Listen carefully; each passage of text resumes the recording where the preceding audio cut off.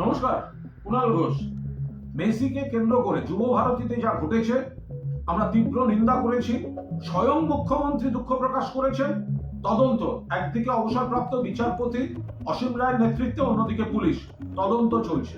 কিন্তু এর মধ্যে আমরাও যেমন খোলামেলা সমালোচনা করেছি, পাশাপাশি হঠাৎ সিপিএম সাধু সেজে এখানে হঠাৎ বড় বড় কথা বলতে আসছে। আমি আপনাদেরকে অনুরোধ করব, যারা সোশ্যাল মিডিয়ায় সহকর্মী বন্ধু নাগরিকরা আছেন, এই সিপিএম বিজেপি কংগ্রেসের এই সাধু সাজার নাটক এটা হতে দেবেন না। 1980 সাল 16ই August Eden Garden, Mohun Bagan East Bengal, ভারতবর্ষের ফুটবল ইতিহাসের অন্ধকারতম দিন। মাঠে গন্ডগোল, মারামারি, 16 জন মারা গেল। 16 জন মারা গেছে। আজও ওই তারিখটায় আমরা ফুটবল প্রেমী দিবস, রক্তদান শিবির করা হয়। আজও কোথায় ছিলেন তখন মুখ্যমন্ত্রী জ্যোতি বসু? কোথায় ছিলেন পুলিশ মন্ত্রী জ্যোতি বসু? কোথায় ছিলেন তখনকার ক্রীড়ামন্ত্রী? তাদের তো কই তদন্ত কমিটি ডাকা হচ্ছে না কেন? ইস্তফা চাই। সিপিএম কোচি কমরেড, ফেসবুক যাদের জন্মদাতা, যারা নিজেরা হারে, নিজেদের পাড়ায়, নিজেদের বুথে, নিজেদের পার্টি প্রার্থীকে জেতাতে পারে না, থার্ড হয়, ফোর্থ হয়, নোটার থেকে কম হয়, তারা আসছে সাধু সাজতে। মনে করিয়ে দিন 1980 সাল 16ই আগস্ট কেন জ্যোতি বসু তখন ইস্তফা দেননি? কেন পুলিশ মন্ত্রী দেননি? কেন ক্রীড়ামন্ত্রী দেননি? কোন তদন্তে তাদের ডাকা হয়েছিল?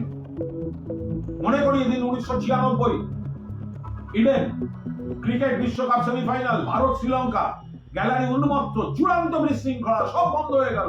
কলকাতার মুখ পুড়ল, ভারতের মুখ পুড়ল। কোথায় ছিলেন জ্যোতি বসু মুখ্যমন্ত্রী? কোথায় ছিলেন ক্রীড়ামন্ত্রী সুভাষ চক্রবর্তী? কোথায় ছিলেন পুলিশ মন্ত্রী বুদ্ধদেব ভট্টাচার্য? আজকে সিপিএম এর বড় বড় কথা, এই যুব ভারতী ক্রীড়াঙ্গন, তার জমি হায়াত রেজেন্সিকে বেচেছে এরা। সেই জমি কেলেঙ্কারির বিরুদ্ধে তৃণমূল কংগ্রেস দিনের পর দিন আন্দোলন করেছে, লাঠি চালিয়ে পুলিশ দিয়ে থামিয়েছিল। ফেসবুক তখন ছিল না বলে আজ কোচি কমরেডরা বড় বড় কথা বলছেন। এই যুব ভারতী ক্রীড়াঙ্গন সিপিএম আশ্রিত দুষ্কৃতী, গুন্ডা, বদমাইশ গুলোকে, প্লেয়াররা যেখানে থাকে সেই সমস্ত ঘরগুলোতে তাদের আঁকড়া ছিল। বুদ্ধবাবু সুভাষবাবুর গন্ডগোলে বুদ্ধবাবু পুলিশ দিয়ে সুভাষবাবুকে এক্সপোজ করতে ওইখান থেকে ধরা হলো, সব কাগজে বেরোলো। তখন ফেসবুক ছিল না বলে এইসব ঘটনা কি ঘটেনি? সুভাষ চক্রবর্তীর পেটোয়া লোকেরা সমস্ত জমি দখল করে বসেছিল এনজিওর নাম করে। 2011 সালে মমতা বন্দ্যোপাধ্যায় এসে সেটা দখল মুক্ত করেছেন। এদের কাছে বড় বড় কথা শুনবো। মারাদোনাকে এমন টানাটানি করেছে বিশৃঙ্খল ভিড়ে, সুভাষ চক্রবর্তীকে সাদা টুপি দেখে মারাদোনা মোহনবাগান মাঠে নামতে চায়নি। জিজ্ঞাসা করুন মোহনবাগান সভাপতি দেবাশিস দত্তকে। সুভাষ চক্রবর্তীকে সেই হাতে পায়ে ধরে মারাদোনার সামনে থেকে সরিয়ে অন্যদিকে সরিয়ে রাখা হয়েছিল। মারাদোনার পাশে যাবেন না বলে মাঠের মধ্যে 2-4টে বল মেরে চলে গেছিলেন। জিজ্ঞাসা করুন সেদিনকার ঘটনা। ফেসবুক, শুধুমাত্র এক্স, সোশ্যাল মিডিয়ায় বড় বড় কথা সিপিএম এর, ফলে এইগুলো তখনকার ঘটনা, এই ফেসবুক যুগের আগের ঘটনা। মনে করিয়ে দিন, তখন এত চ্যানেল ছিল না, এত ক্যামেরা ছিল না, এত স্টিল ফটোগ্রাফার ছিল না, হাতে ফোনে ক্যামেরা ছিল না। মারাদোনাকে ঘিরে যে ভিড়, তখন মনে রাখবেন ওই গায়ে ঝাঁপিয়ে পড়ে সেলফি তোলা সেই সব রীতি ছিল না, তাতেই নাজেহাল করে দিয়েছিল। আর আজকে সিপিএম এসছে বড় বড় কথা বলতে। 1980 সাল 16ই আগস্ট ইডেনে 16 জনের মৃত্যু। জ্যোতি বসু ইস্তফা দেননি কেন? সিপিএম এর ক্রীড়ামন্ত্রী কেন ইস্তফা দেননি?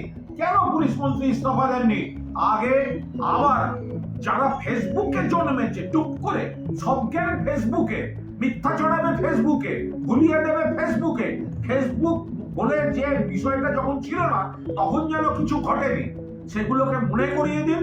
এবং 1980 সালের 16ই আগস্ট ভারতবর্ষের ফুটবল ইতিহাসের অন্ধকারতম দিন। গুগলে যান, সার্চ করুন, ছবি দিন এবং কমরেডদেরকে সামনে তুলে ধরুন। কমরেড, মনে পড়ে